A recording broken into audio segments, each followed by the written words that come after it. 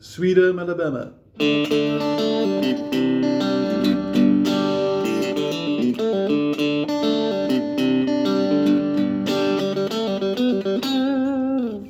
We're going to look at basically the signature riffs, the main two riffs for the song. We're going to look at the little middle bridge. And we're going to see how to put together a really cool 3-chord song. Now we're going to start off with what's happening with your fretting hands. We're going to focus on your fretboard. Now I'm going to play through slowly, and I want you to just observe what my ring finger, finger number 3, is doing. Watch carefully. And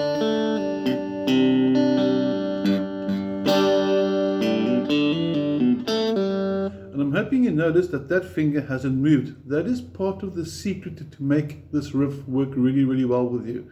Now we're starting with the D chord. We're all familiar with D, nice and easy, nothing special there. C add 9, and notice the transition, how we change from D to the C add 9. Your middle finger number 2 goes to the 5th string, and your first finger just literally jumps up 1 string to the 4th string. So D, C add 9. And when you go to the G, you can bring your pinky down. Ring finger hasn't moved yet, pinky's at the bottom, and fingers 1 and 2 simply go to the top. So if you go through the steps, D, C add 9, which could include the pinky 2, and G. Okay, now we're going to focus quickly on what is our picking hand doing now while I go back to the D chord. I would definitely recommend a plectrum for this song, but if you want to use fingers, I'm not too opposed to that. But try the pick, it might be a better idea. Now, while the D is in place that I just mentioned, you start with a double stroke on the 4th string, which is the D string, like that. If you accidentally strike that string, the 4th and the 3rd, it also sounds cool. So don't worry too much if you go for the single note, or if you accidentally strum both. In fact, I'm almost tempted to say that the 2 strings together, strings 4 and 3, actually almost sound a bit better for me. So, but that's a personal choice. Okay, so we got the first part, and then you pick string number 2 and string number 3. So slow motion. And that's your D. Now you'll actually find what I've just shown you on the guitar PDF that I would have sent through for you as well. If you need a copy of the PDF, just let me know, send me a WhatsApp or email me, I'll send it through to you, because it's handy to have the tabs to see what's actually happening. So on the D, one more time to revise, and there's your opening phrase. Then you change to the C add 9. Quick recap, there's your D, C add 9, ring finger number 3 hasn't moved, middle finger goes to the 5th string, first finger goes to the 4th string, and this is your C add 9 chord. And now we're going to pick it, and the only real change over here is now instead of striking the 4th string, you strike the 5th, which you'll see on the PDF tab is a 3. Double stroke, and again, if you strike 2 strings, not going to sound bad either. And you're going to go from the double bass back onto the 2nd string and onto the 3rd string. So if I put the both together, the D and the C add 9, and I zoom out a bit, we can see it's going to look and sound something like this. I'm going to take it a little bit slower. 2 and 3 and 4 and there's your first 2 chords. Now again, double notes also sounds good. Next up, the G chord. Quick recap from the C add 9 to G. Fingers 3 and 4 are still at the bottom. Fingers 1 and 2 simply move 1 string up, and then off to our picking hand. And you're going to strike the 6th string now, also twice, and a down strum. Now, if you listen carefully to the song, you might find subtle discrepancies. In other words, you might add an extra strum now and then.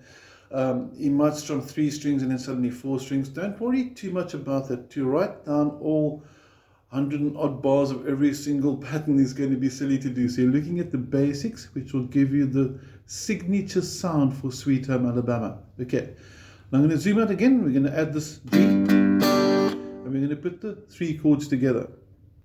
And we'd have something like this, starting with your D. And then you got that cool riff, which is going to go,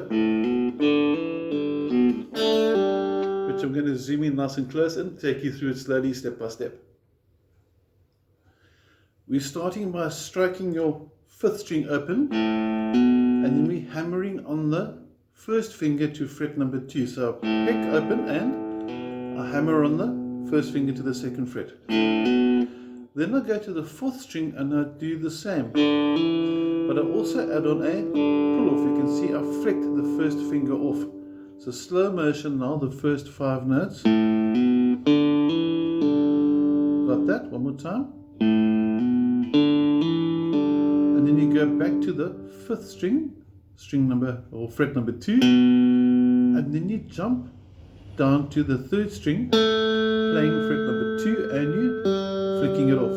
So the whole phrase, I want to show the left and right hand together now, so you can see when I'm picking and when I'm hammering on and pulling off. The whole phrase will look something like this. And here we go. And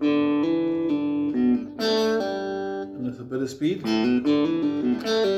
And if you put all the chords together, all 3 chords with the riff, you're going to get this. 2 and 3 and 4 and...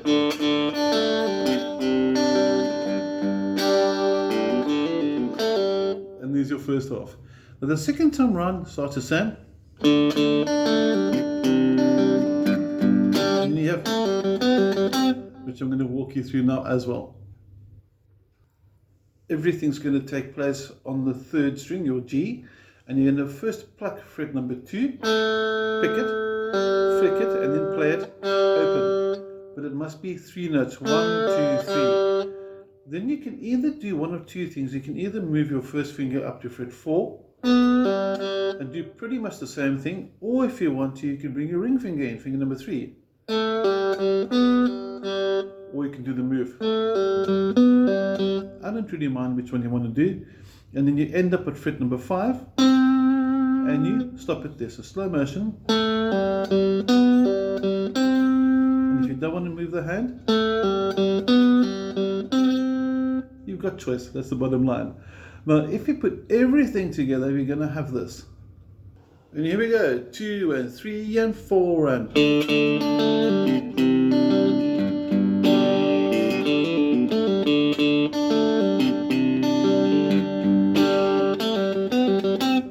And you got the essence for the song.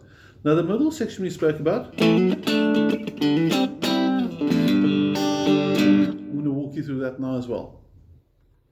We're going to start off by pre-positioning your 1st finger on the 7th fret, fret number 7, flat on all the strings from the 4th string down.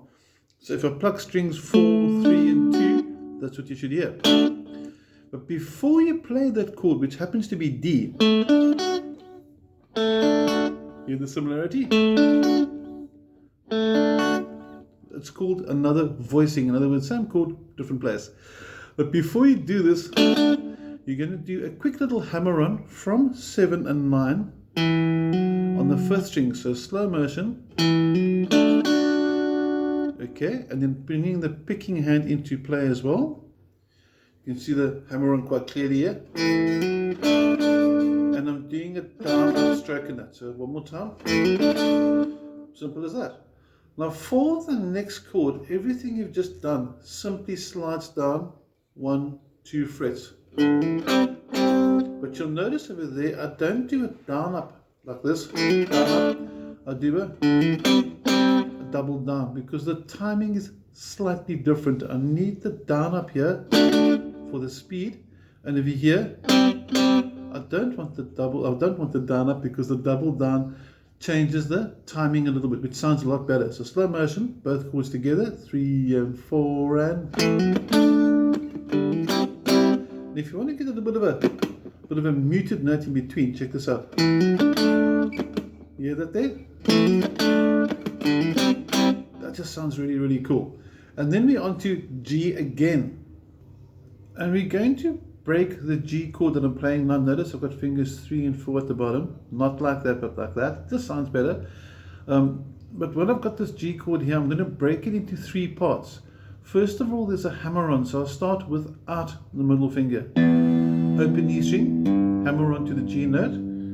Then I strike strings 5 and 4. Then the bottom 3 strings, back to 5 and 4, and end on the bass note.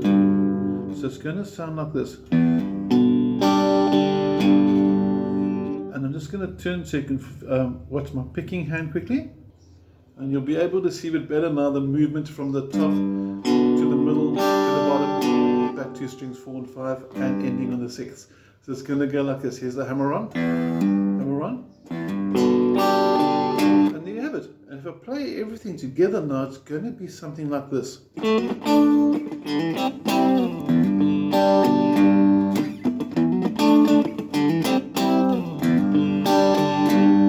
you'll notice from the C as well. Hear that slide? It just gives you a nice smooth legato effect to come down to your G chord. So instead of going the slide, that's just an optional extra to put inside there. And that will take you through all the essentials you need to play Sweet Home Alabama.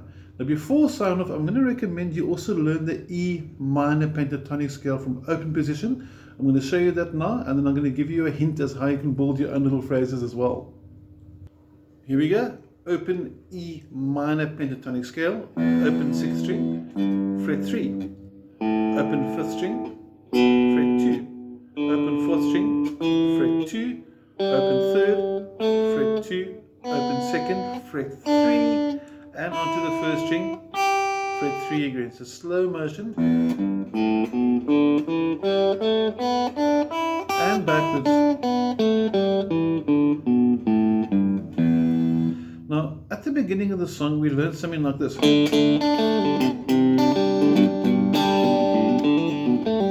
Correct? And these notes all come from the scale. You can hear the similarity, or how the notes that we played for the riff come from that scale. Now, if I know that, I can start building my own riffs. So I can say, well, okay, fine, I've learned the head riff, the main riff, and I want to improvise.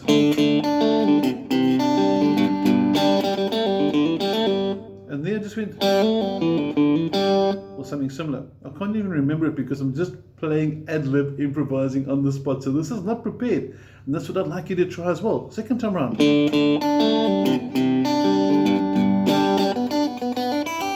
Or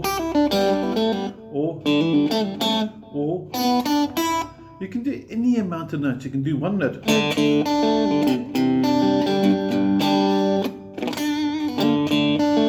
notes. 3 notes. 4 notes. And we can go to 5 notes, and obviously the combination of the notes are literally endless. So I need to encourage you to start improvising as well, be more creative.